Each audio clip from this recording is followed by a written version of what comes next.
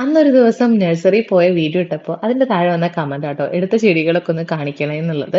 അപ്പോൾ ദേ ഞാൻ എൻ്റെ കയ്യിലുള്ള ഈ ഒരു ബുഷ് പോലത്തെ ഒരു പ്ലാന്റ് ആണ്. നന്നായിട്ട് വെള്ളം വേണ്ട ഒരു പ്ലാന്റ് ആണ് കേട്ടോ. ഇട്ട് കഴിഞ്ഞാൽ നന്നായിട്ട് പെട്ടെന്ന് തന്നെ പിടിച്ചും കിട്ടും വേരൊക്കെ. അപ്പോൾ അത് ഞാൻ കുറച്ച് പറിച്ചെടുത്തിട്ട് കുറച്ചും കൂടെ സ്ഥലത്ത് ഞാൻ ഇതേപോലെ നട്ടു കൊടുത്തിട്ടുണ്ട്. പിന്നെ ഇതൊക്കെയാണ് നമ്മൾ നഴ്സറിയിൽ നിന്ന് വാങ്ങിയിട്ടുള്ള പ്ലാന്റ് കേട്ടോ. ഇതൊക്കെ കുഞ്ഞ് തൈയാകുമ്പോൾ ഞാൻ വാങ്ങിയിട്ട് പിന്നെ നമ്മൾ പോട്ടിൽ വച്ച് വലുതാക്കി എടുത്തതാണ്.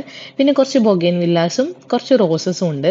ഇവിടെയൊക്കെ കംപ്ലീറ്റ് ആയിട്ട് കാട് പിടിച്ച് കിടന്നിരുന്ന കേട്ടോ. ഇപ്പൊ ഒരു ഒരു 5-6 മാസമായിട്ടുണ്ടാവുള്ളൂ ഞാനിപ്പോ ഈ ഒരു ചെടികളൊക്കെ വാങ്ങിയിട്ടുണ്ടായിരുന്നത്. പിന്നെ ദേ ഞാൻ വാങ്ങിയിട്ടുണ്ടായിരുന്നതാണ് ഈ ഒരു റംബൂട്ടാനും അതേപോലെ തന്നെ നമ്മുടെ വിയറ്റ്നാം സൂപ്പർ ഏർലിയുടെ ചക്കയുടെ മരല്ലേ, അതും കൂടെ. നല്ല വെയിലുള്ള സ്ഥലം നോക്കിയിട്ട് ഞാനിപ്പോ സെലക്ട് ചെയ്തത് റംബൂട്ടാൻ നടാൻ ഇവിടെയാണ്. അപ്പൊ ആദ്യം ഞാനൊരു കുറച്ച് താഴത്ത് ആഴത്തിൽ തന്നെ നന്നായിട്ട് തടെടുത്തിട്ട് കുറച്ച് നമ്മുടെ എന്താ അതിന്റെ പേര്, ചകിരിച്ചോറില്ലേ, അത് ഇട്ട് കൊടുത്തു. ദെൻ കുറച്ച് വളമാണ് ഇത്, വേപ്പിൻ പിണ്ണാക്ക്, പിന്നെ എല്ലുപൊടി, ആ, പിന്നെന്താ നമ്മുടെ ചാണകപ്പൊടി എല്ലാം കൂടി കേട്ടോ. പിന്നെ ഇതാണ് നമ്മള് ടൂൾസ് ഒക്കെ നമ്മളിങ്ങനെ ഇങ്ങനെ ഇളക്കാനൊക്കെ യൂസ് ചെയ്യുന്ന നല്ല ടൂൾസ് ആണ്. ഇത് ഞാൻ ഫ്ലിപ്കാർട്ടിൽ നിന്ന് വാങ്ങിയായിരുന്നു കേട്ടോ. അപ്പൊ അതും കൂടെ ഇട്ട് കൊടുത്തു. പിന്നെ അതിന്റെ മേലെ കുറച്ച് മണ്ണൊക്കെ ഇട്ട് കൊടുത്തതിന് ശേഷം നമ്മുടെ ഈ ഒരു റംബൂട്ടാന്റെ പ്ലാന്റ് ഞാൻ അവിടെ നടുവാണ്.